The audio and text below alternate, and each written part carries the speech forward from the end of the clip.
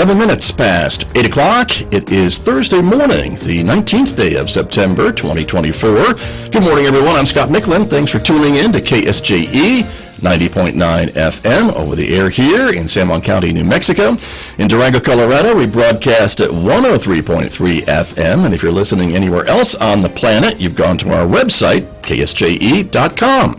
Welcome also to our viewers who are joining us this morning. The video of this program is streaming out live to the KSJE Facebook page and also to our YouTube channel. So glad that you are all with us this morning. Coming up, we are talking about San Juan County finances with my guest from San Juan County. There's also some good news to share as well about finances and property taxes, so stay tuned for that coming up in the next few moments right here on KSJE. Then later on, we'll be talking with Sasha's Rainbow of Hope. They are having an event coming up soon that promises to make you laugh. We'll give you the details about that later on this hour, 8:50 a.m. right here on KSJE. Next hour, of course, it's our weekday classical music program with Mick Hess, Roving with the Arts. You will hear that beginning after the news at 9:06. And a reminder, KSJE goes on the road again this Saturday. We'll be bringing you the live stream of the presentation on Remembering 1974, Past to Healing, that is taking place this Saturday at the Farmington Tota Theater, beginning around 11 a.m., live from the Tota Theater. So if you can't be there in person, we hope you'll join us online on the KSJE Facebook page, and the video will be posted to our YouTube channel later on Saturday. So please join us for that very special commemoration and remembrance on Saturday. Weather forecast outside our studios here at San Juan College. It is a sunny Thursday morning, only 51 degrees so far. We're expecting a mostly sunny day today with a high of 76. Clear skies overnight tonight with a low near 52. Tomorrow mostly sunny and warmer with a high of 81 on Friday. Saturday, though, a 40% chance of showers in the forecast with a high of 69 degrees and a low of 47. Back up to 70 on Sunday, mid-70s Monday, Tuesday. Overnight lows right near 50 degrees. I'll be back with my guests from San Juan County right after this. KSJE is supported by San Juan Regional Medical Center. The most important ingredients to sustaining health and wellness are the resources and tools that help you live a vibrant and healthy life.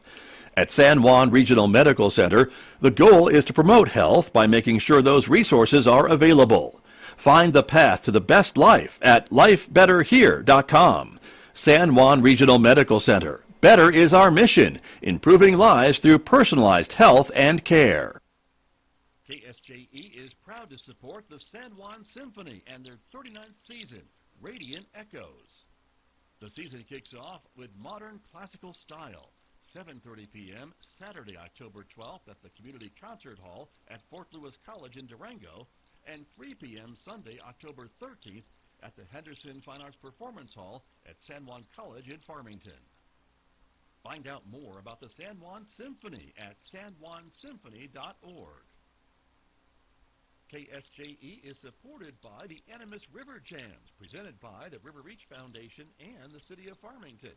Saturday, September 28th, featuring a fishing derby at All Veterans Memorial Park.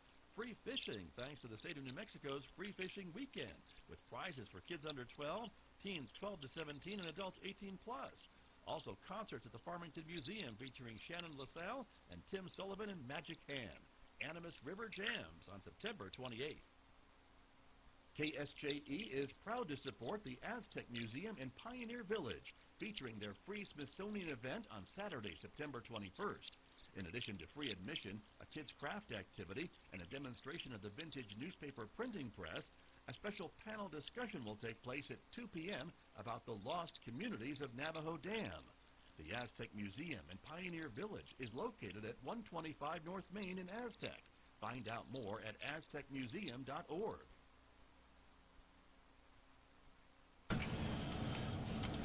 And back in Studio A this morning with my guests, as I mentioned, from San Juan County. Welcoming back to KSJE, of course. County Manager Mike Stark is here. Mr. Stark, good morning and welcome back. Good to see you. Scott. Always good to be here. Thank you for coming in. Also, Kim Martin is here this morning. She is the Chief Financial Officer with San Juan County. Good morning to you. Good morning, Scott. Thanks for being here. Thank you for having me. Great to have both of you here. As I mentioned, we're going to be talking about county finances and looking at the budget. And as I also mentioned, there's a bit of good news, not a bit, a lot, I guess, of good news for county residents about property taxes. And so, Mr. Stark, can you share a little bit about what that is? You bet. At Tuesday night's county commission meeting, the commission certified property tax rates that we received from the Department of Finance at the state level. And happy to report that, of course, this is an average across all of the taxing districts, but the residential mill rates going down 1.2%, and the non-residential rates going down 0.6%. And so that's obviously exciting news for individual taxpayers, right, that those mill rates are going down. But I think the better news here is that for that to happen, we've seen an increase in valuations on the residential side. That's actually been taking place for some time post-COVID. But on the non-residential side, we saw a small increase in values. And so that to us is really important, because that shows there's investment taking place here in San Juan County and the municipalities. I mean, you see it with a lot of the construction activities, right, from car washes to gas stations, to restaurants, to just all kinds of other facilities. So it's good to see that.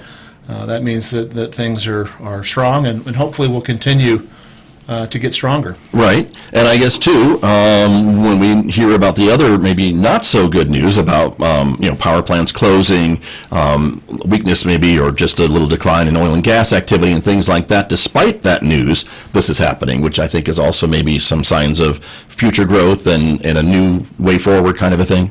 It is. I mean, I certainly, it's not where we're at today compared to where we were with having two fully functioning power plants. We're still down relative to those levels.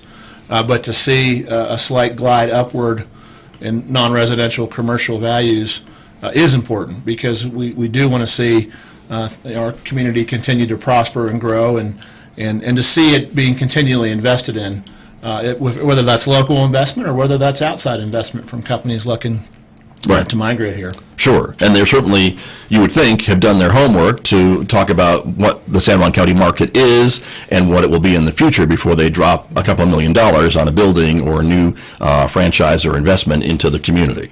Oh, absolutely. There's extensive research that goes into multi-million-dollar investments. And, our market going back many years has been hard to figure out, especially with service industry and restaurants. Initially, they don't see that this could be a very profitable area, but when you look at the trade area of 300,000 people, you realize there's a lot of demand for goods and services. And so some of the best performing restaurants in the nation or in the western sector have been located and are located here in San Juan County. Well, that's thanks to you and me. We know that. So probably so. In the business probably that we go, so, yeah. But that's all right. So, well, thanks for sharing that. And again, this is something that is computed by the state level, and that determines that this is the rate that the property taxes need to be to pay the obligations that have already been committed, and this is what everyone will be paying towards in the new budget year. Basically. Correct. Yeah, it's responsible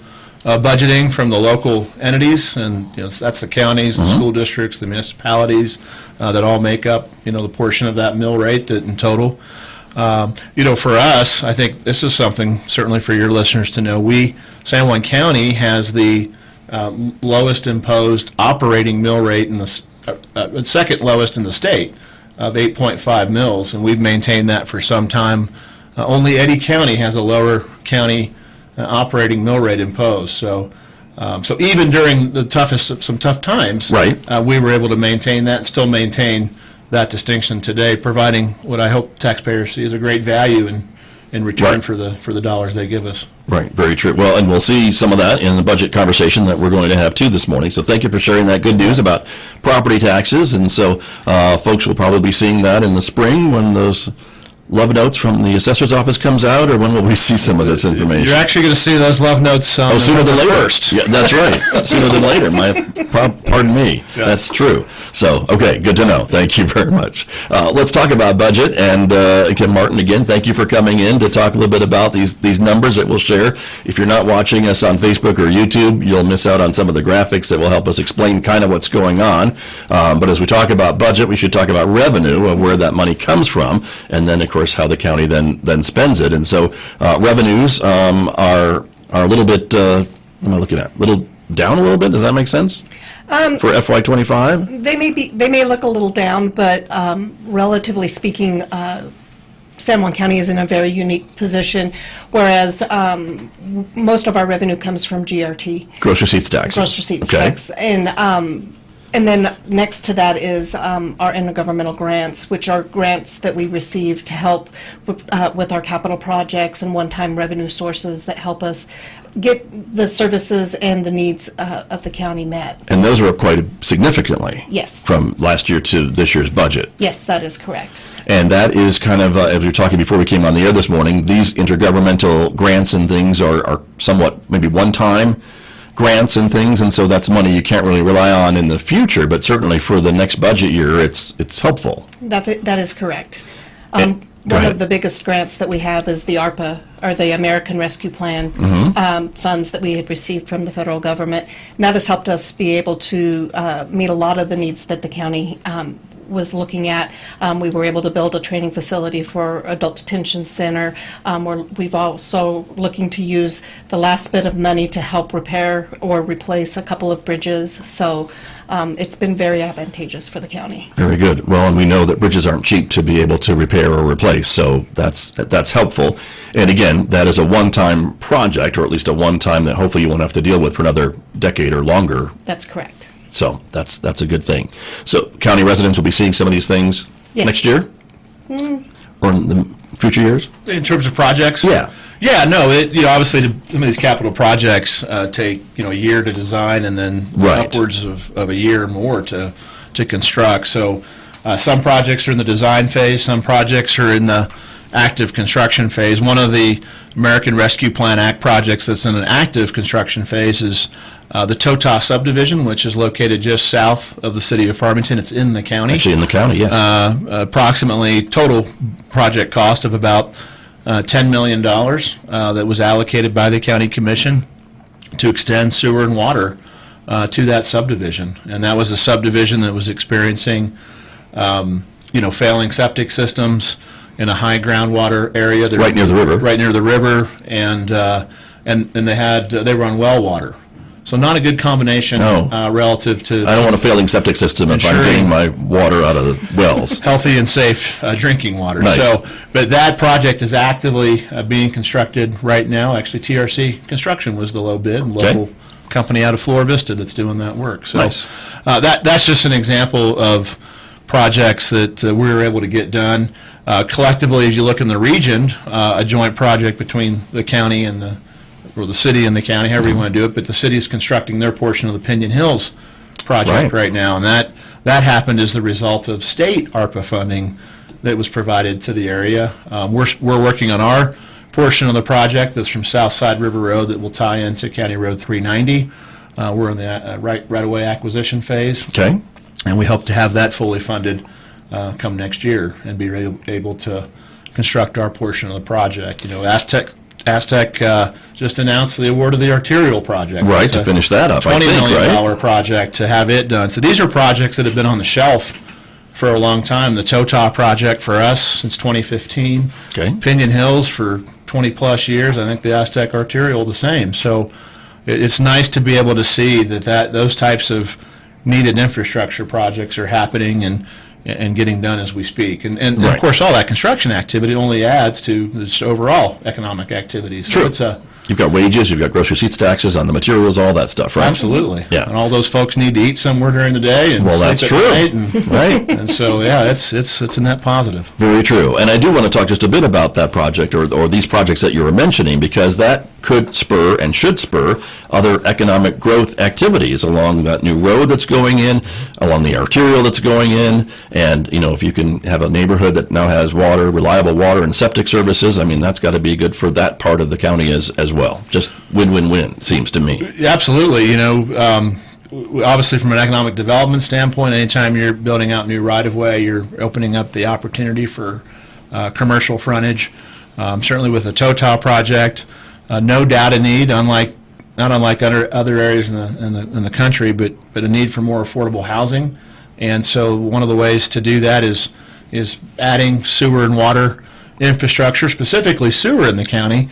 Without it, we're limited to three-quarter acre lot development, because that's what we're limited by the septic Right.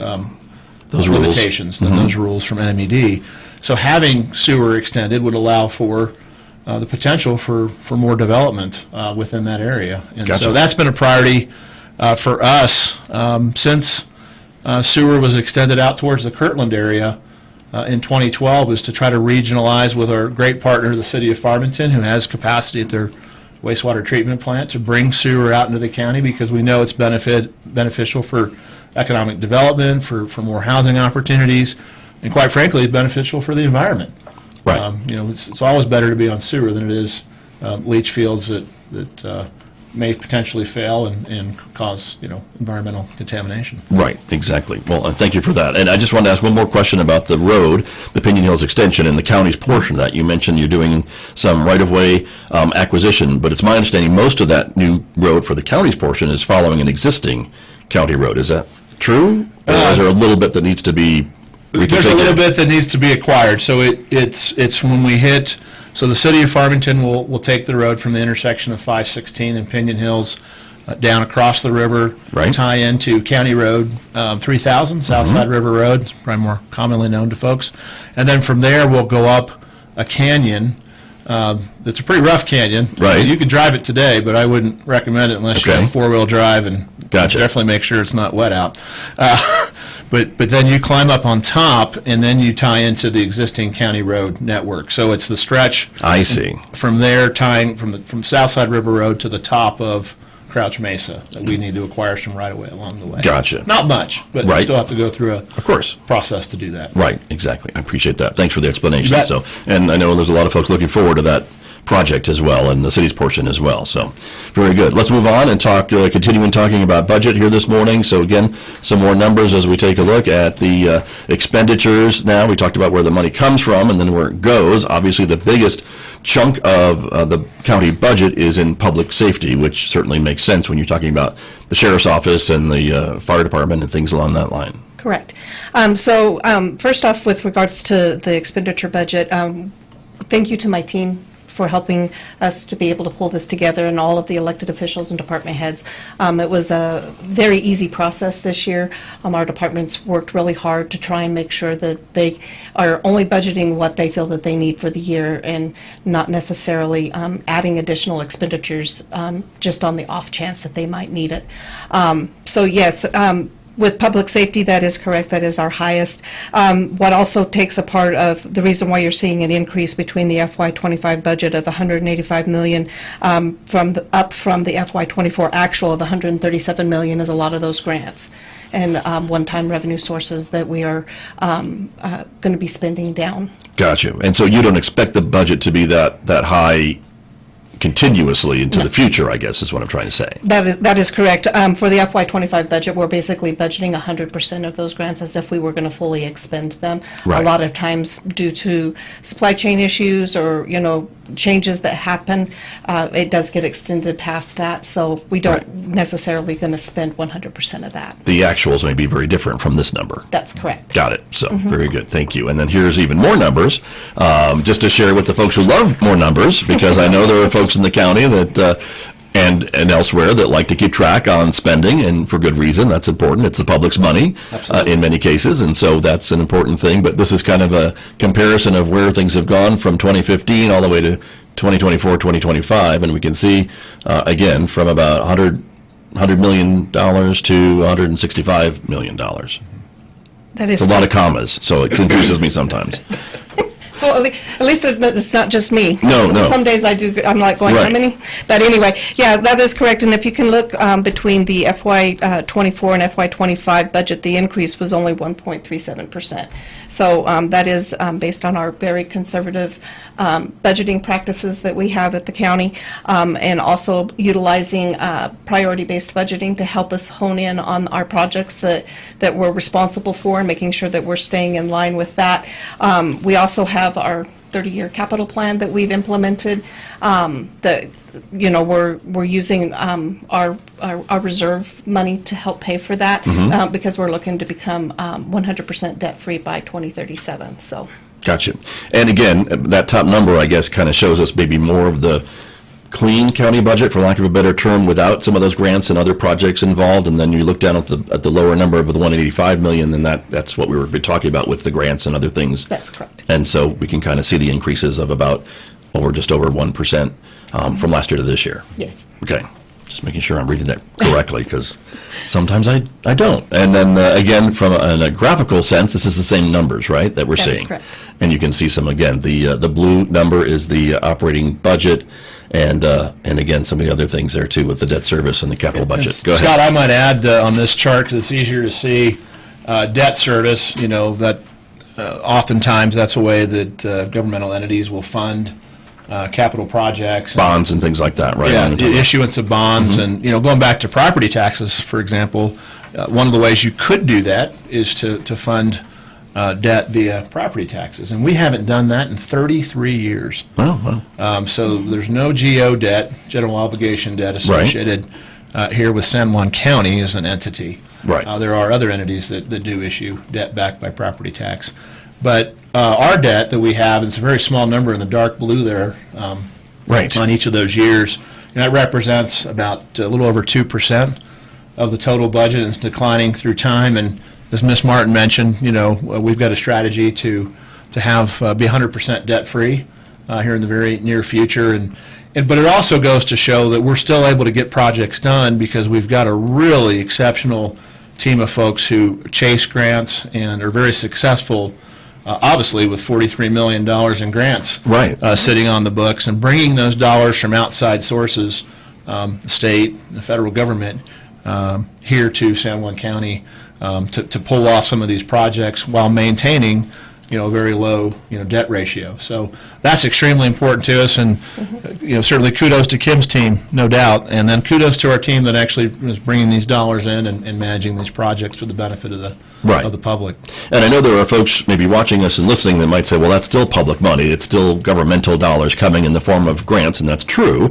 But it looks to me, too, that at least San Juan County is getting its fair share of that other public money or those grant dollars to be able to put towards some of these big projects that, if you had to pay for it without them, would take years, or maybe need bonding capacity or whatever to replace a bridge or do a major project. Yeah, well, regardless of, they're absolutely tax dollars. They're coming from elsewhere, but being funded at some point, Sure. Through here, even Right. here locally, right? But if they didn't come here, they'd go somewhere else. That's exactly right, and so it takes effort to apply for these, and then it takes a lot of effort once you're successful with the grant to Manage it, them and yeah. implement them and report on them, and a lot of sometimes terms and conditions that come with these that require a lot of extra work, but it's worth the work, because if we can bring dollars in from elsewhere, that lowers the ultimate tax needs from here locally. Right. Well, and again, gets these projects on the drawing board quicker and maybe completed faster than if you had to pay for it through just regular revenue sources from the county sources. Yeah, absolutely. Well, for 20 years, the city of Farmington and San Juan County were trying to find ways to collectively build the Pinion Hills project, and we had submitted 4 or 5 times for a joint federal grant, and were unsuccessful all of those times. And it wasn't until here recently that because we didn't want to bring, neither entity wanted to bring a tax increase to the voters to Right. try to fund that. It was always, let's find other sources. And lo and behold, ARPA funding from the state, directed by our local legislators, and kudos to them for making that happen, has brought that project to reality. True. And it's an expensive project, too. I forget what the final price tag is. I don't know if we even have a final price tag yet, but we're talking north About of $40 million for the city's portion of the project, Okay. and then it'd be roughly $18 million estimated. Of course, Right, the best as of estimate's today. when you actually bid it, and then you Right. really know what the project's going to run. Yeah, but that's where we are. So that's, gotcha. Very interesting. So keeping our conversation going here, this is some, looks like strategic planning and goals and things over the past few years. This is looking back to 2022 of some of the things that the county wanted to accomplish and has accomplished in many senses, right? Yeah, no, the strategic plan has been very important to our county commission, wanting to make sure that we canvassed, it was a ground-up effort involving, all of our, in-the-field experts of department heads and deputies and others in the county that brought forth to us needs and gaps that needed to be filled within the community, priority initiatives, and ultimately, the citizens vetted that, and it was ultimately approved by the county commission. And so that absolutely, this plan influences decision-making when it comes to budget.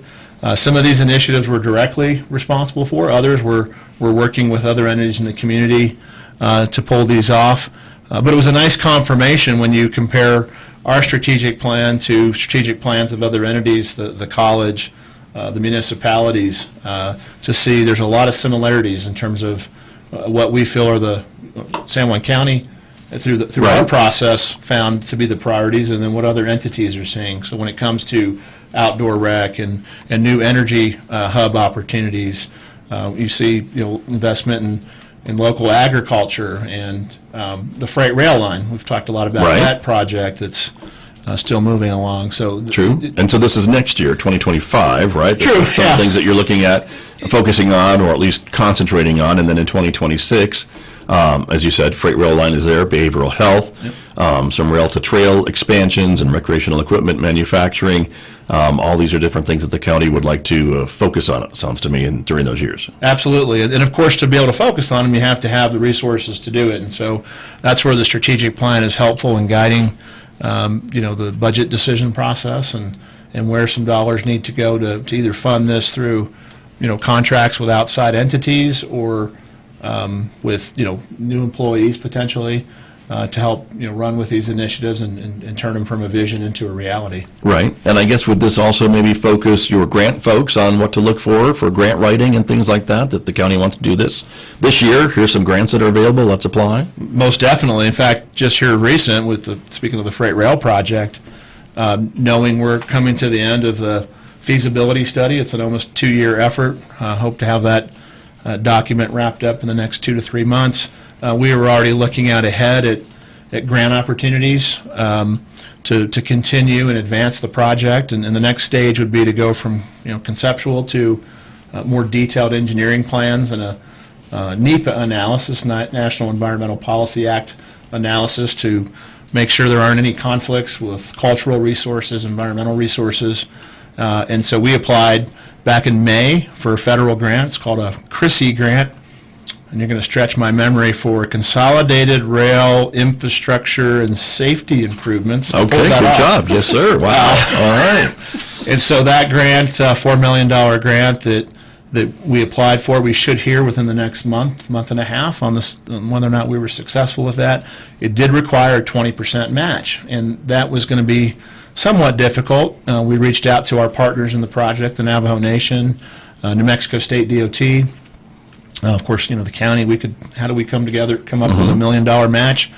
And once again, thanks to our legislators, they created, Governor approved the New Mexico Match Fund last legislative session that's there to assist with federal grant matches. And so we applied, and within a week, received notice that we were a recipient of $1 million match. So if we're successful with the $4 million federal award, we'll have the state match. Good to go. To couple it up and continue moving that project down the tracks. Very good. No pun intended. Oh, I got that. Okay. I see what you did there, Mr. Stark. Okay, very good. Just a couple more slides we want to share before we run out of time this morning. And again, these are more on some of the strategic planning and things like that we saw on the other screen, but these are some of the things. And it looks like the 4 boxes at the bottom is kind of what you're focused on each year. Is that kind of the idea? Those are the 4 categories that actually naturally just kind of appeared as we put the plan together. We had started with 115 initiatives that were part of the initial planning process, and then of course the keys to boil it down to what we thought would be a reasonable number to obtain and achieve, which is 20. Okay. And then we spread that out over the 5 years based upon where we thought we could accomplish those goals. If there were additional resources that were needed, align those accordingly to make sure, like I said, they could be goals that were achievable. Right. And again, for the radio audience, I'm just going to read them out real quick, just so folks understand. Economy, place, people, and relations is kind of the 4 major areas that the county is looking at. And so as we scroll through these to see kind of how things have developed since 2022, here's 2023. Go ahead. Let me just point out 2023, the film industry hub. Right. Of course, you were aware of the grant that we pursued, and That's we're able right. to make renovations to the Totow Theater to finish up and provide a backlot for film opportunities here in our area, which will help with recruitment because of the state's incentive tax credit program. Right. And so there's an example of how the strategic initiative led to success in that area. On 2022, I know you had supporting law enforcement. That's been a key initiative for us, and that led to a capital outlay request to fund the new sheriff's office helicopter, which is a regional asset True. For the area. We also needed to fund a new helicopter hangar because the old one was outdated and the new chopper wouldn't fit. Oh, well, that's a tough problem to have. So But it had leaky roofs and a whole bunch of other Okay. things, so we were able to get funding assembled for that. And here recently, Congresswoman Teresa Ledger Fernandez, we applied for a new mobile command center through a congressionally directed spending request, and she presented a check I for saw it with a big- $963,000. big check for the sheriff's office. To help Nice. fund that. So the strategic plan is so helpful because it focuses in on what are going to be the budget priorities, and then what are going to be, as a result of that, some of the grant priorities to obtain funds to make Right. these projects a reality with low impact on our taxpayers. Very good. Just quickly, 2025, looking ahead, local agriculture is one area, community resource center, manufacturer recruitment, and Navajo Nation relations and housing programs is on your list. Correct, and we just talked a little bit about housing and how Right. important that is. We operate a Section 8 housing program. We've got over 1,000 people on the wait list today. So, Wow. If you want to know if there's a need for housing in their area, there Look at absolutely that wait is. list. Yeah. And so we've been working with, in conjunction with the city of Farmington and trying to recruit developers to this area to build more affordable housing because it's needed. And Right. if built, no doubt would be filled. You'd fill it, no kidding. And 2026, again, to wrap up, the rail to trail expansion, we talked about that, recreational equipment manufacturing, behavioral health, and the freight rail line, which we've talked about too. That will be continuing, obviously. Yeah, and in behavioral health, let me touch on that. Yes. That's been a priority. Crisis triage center. Right. That's we just finished up with a feasibility study on that, and I think will become a priority this legislative session to try to find a way to fund the capital construction of such an operation and to find a way to fund the operational subsidy that would be needed to run a 24/7, 365 crisis triage center. But And this is kind of taking the concept of the Mental Wellness Resource Center and expanding that to a certain degree, or is it a completely separate initiative? it's a separate initiative. Okay. The Mental Wellness Resource Center is Was another county initiative. It is a county initiative and dedicated to connecting people and to providers in the area that Right. are, folks that are in need of mental health resources. Ironically, as we canvass the folks that we help, the number 1 and 2 issues are not related to mental health or substance abuse. Number 1 is housing. Number 2 is transportation. Okay. And so that was actually interesting to us to see as we've had some time in the seat now. Right. To what are the true needs, but then those cascade into, well, if you're having struggling with keeping a roof over your head, and transportation to go see the doctor or be able to engage socially, that leads to other cascading behavioral health impacts. Right. So it's all interrelated, Right. and directly ties to our strategic plan. The Crisis Triage Center now, that would be a 24/7, 365 facility that would help those folks in need of, in crisis. Got it. In need of providing them immediate care. Today that happens at the detention center if somebody's been charged Right. with a crime, or the ER. And neither one of those places are a great place to get immediate care to meet your behavioral health needs or mental, a crisis at hand. Sure. This would change that. It would change that. It Obviously. would provide that facility that assistance could be provided immediately. Right. And you're not going to wait in the ER. You're not going to have providing those services at the jail. It's just not the best environment for Gotcha. that type of care. Okay. Understood. Thank you for that and Yeah. that explanation. And thank you both for coming in this morning to explain a little bit about the budget and finances and where things are headed. We are run out of time, I'm sorry to say, but it sounds like we'll have you back. on numerous occasions to talk about all these projects that you've got going. Happy to come back and All give right. an update to you and the community. Hopefully, we will be able to do that. So looking forward to it. Thank you very much. Mike Stark, County Manager, thanks for being here. Kim Martin, Chief Financial Officer of San Juan County, thank you for coming in. Thank you. Good to see both of you. You bet. My guest this morning here on KSJE.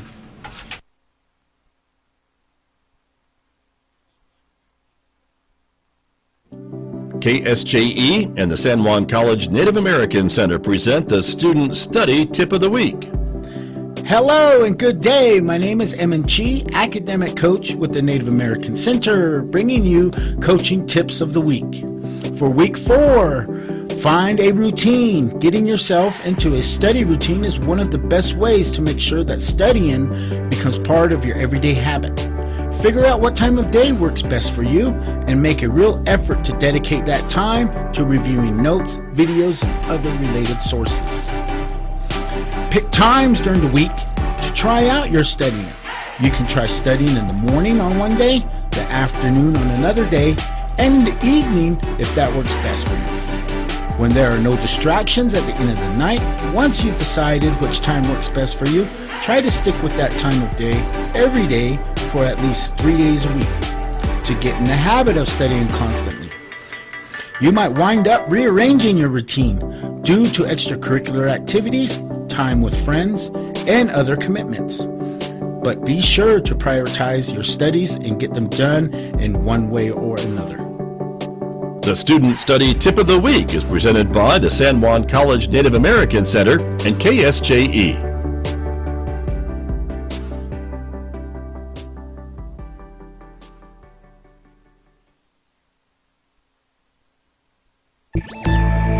Polling people has gotten tricky, so why not just ask a chatbot? From American Public Media, this is Marketplace Tech. I'm Megan McCarty-Carino.